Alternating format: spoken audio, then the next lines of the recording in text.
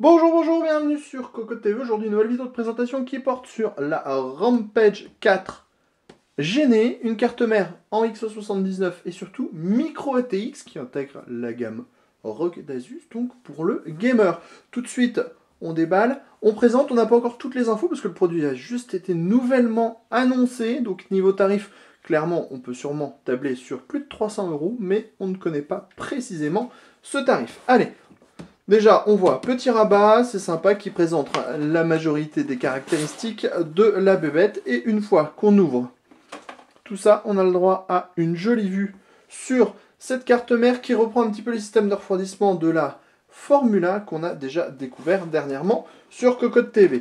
On va s'intéresser dans un premier temps au bundle pour revenir ensuite à la carte mère. Que trouve-t-on? Le câble USB pour le ROG Connect comme toujours. Les différents câbles SATA noir et blanc, coudé, le pont SLI, la backplate noire, les connecteurs pour les headers, un petit truc pour dire à maman ou à papa, me dérange pas, je suis en train de jouer, un petit manuel pour le ROG Connect, un manuel complet avec un CD, et enfin, un petit autocollant ROG. Tout de suite, on passe à la carte mère pour la découvrir dans le détail. Nous voilà maintenant au-dessus la Genie en X79, une carte qui reprend dans les grandes lignes le même design que la Formula, mais au format micro ATX. On retrouve donc le noir, le rouge et des dissipateurs pas trop imposants au niveau de la taille.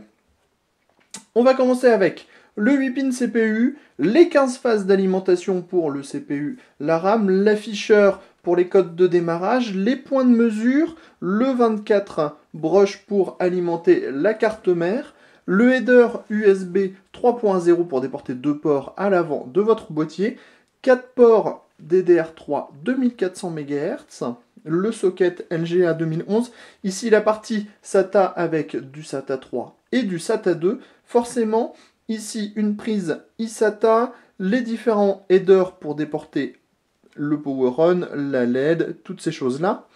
On continue ici avec les headers USB, les petits boutons Start, Reset et le Go Button.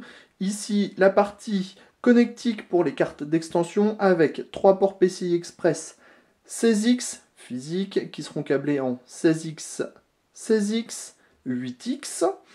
La puce suprême FX 3, histoire d'améliorer le son. On va maintenant passer un petit peu plus dans le détail pour découvrir la carte d'un peu plus près. On n'oublie pas de passer d'abord sur le panneau arrière, histoire de découvrir le PS2, les USB 2.0 avec le ROG Connect, le bouton de Reset BIOS, la sortie optique, le ROG Connect encore une fois, 2 ports USB 3.0, un power eSATA, un Ethernet 1000 et le son en 7 points avec connecteur plaqué or.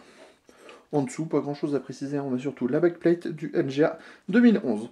On va maintenant passer dans le détail sur la carte, histoire que vous puissiez la découvrir un petit peu plus dans le détail, comme on vient de le dire, avec ce très beau Republic of Gamer rouge sur noir, les différentes phases d'alimentation, le dissipateur en 2 parties avec un caloduc,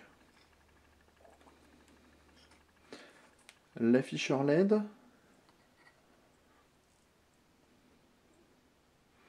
les différents ports SATA 3, SATA 2,